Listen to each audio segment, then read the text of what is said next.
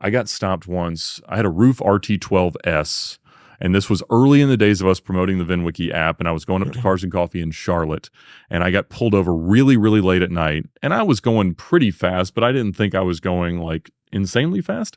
And so I wasn't really paying as much of attention as I normally would. I had a friend with me. We were just kind of talking. There was nobody else on the road.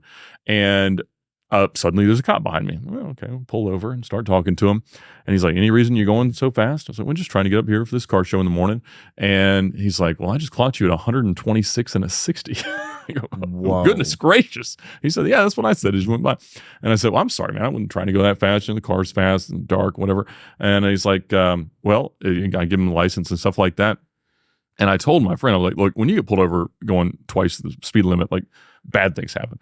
I'm probably going to go to jail, and you're probably going to have to call my wife and bail me out and stuff like this. And so he came back, and I said, the other thing that sometimes happens is they do want to write a lot of tickets. And so they'll come write you for everything.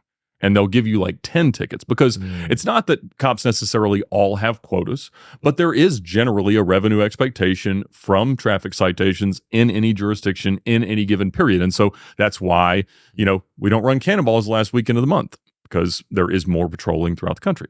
And so he comes back and just hands me a ticket, not for reckless driving, just for speeding at 100. He didn't reduce it. I'm like, and you don't really want to negotiate on that one because how low is it going to go? He's not going to give it, 14 over or whatever. But he wrote you for 120. Yeah. And so I ended up, I'm like, man, this really is, I did not have the money to pay for this thing right now. It's going to be a problem.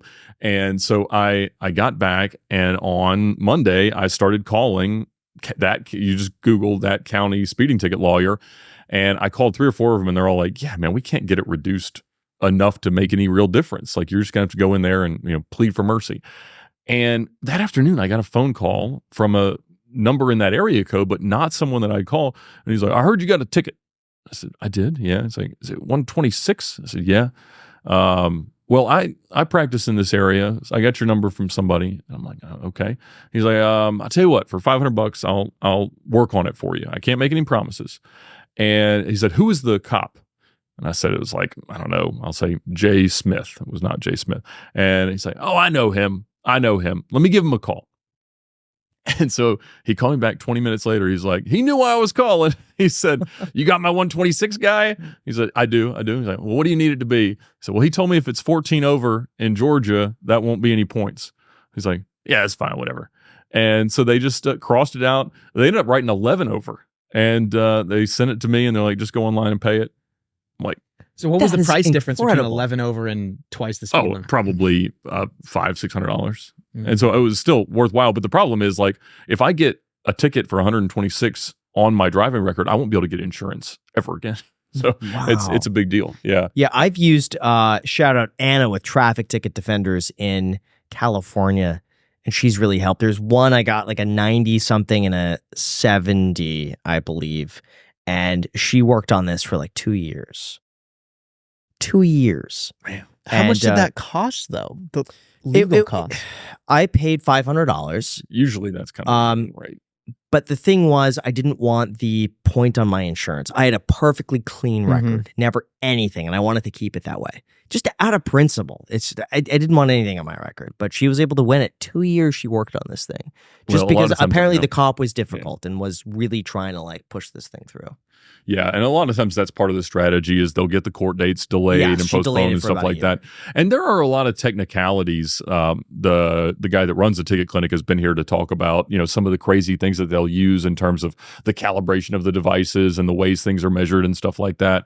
And it's wild, the different ways that they can. And so that's why you can do it on your own. If it's a really egregious offense, you want to have a lawyer there. But usually you can go in the same way that you did, talk to the prosecutor or the solicitor, and they'll offer some different options of like, well, if you plead guilty to this rules of the road violation or whatever it is, then that doesn't really mean anything. The fine's similar. You get to go home. Just don't do it again. And that happens a lot.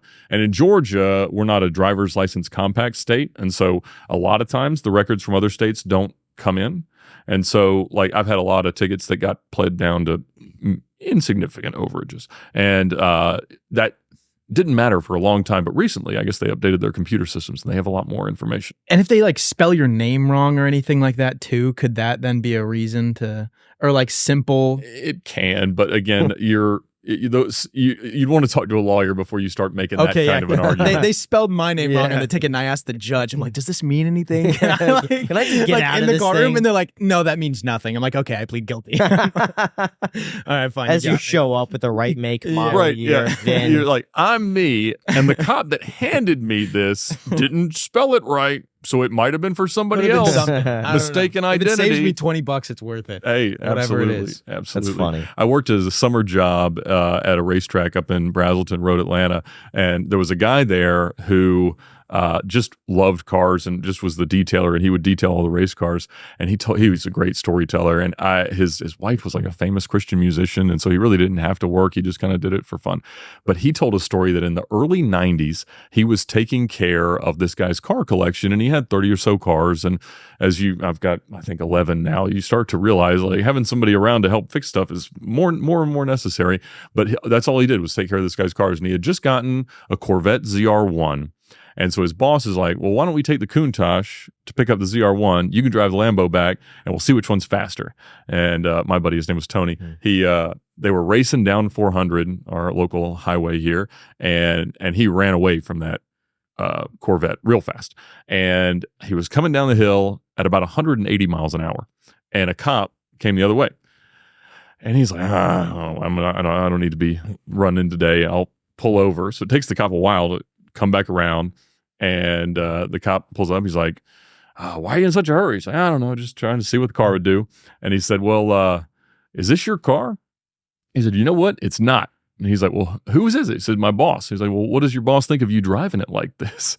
And he said, at that second, his boss blew past him on the side of the road in this Corvette. He's like, well, that's him. You can ask him right there. And he ended up letting the boss go because he didn't have any clock on him. But he's like, do you know how fast you were going? I say, I think I was going pretty quick.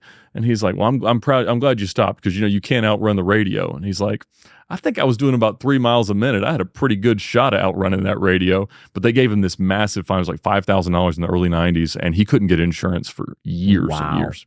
Although really quick, before we go into that, even if you think it's a bit overhyped, AI is suddenly everywhere, from self-driving cars, molecular medicine, to business efficiency. If it's not in your industry yet, it's coming fast. But of course, the problem is that AI requires a ton of speed and computing power, so how can you compete without costs spiraling out of control? That's why it's time to upgrade to the next generation of the cloud, Oracle Cloud Infrastructure, or our sponsor, OCI. OCI is a blazing fast and secure platform for your infrastructure, database, application development, plus all of your AI and machine learning workloads. OCI costs 50% less for compute and 80% less for networking, so you're saving a ton of money. Not to mention, thousands of businesses have already upgraded to OCI, including MGM Resorts, Specialized Bikes, and Fireworks AI. And right now, Oracle is offering to cut your current cloud bill in half when you move to OCI. This is for new US customers with minimum financial commitment, and the offer ends December 31st, 2024. So see if your company qualifies for this special offer at oracle.com/iced. Again, that's oracle.com/iced with the link down below in the description. Thank you so much, Oracle, for sponsoring this podcast. And now let's get back to the episode.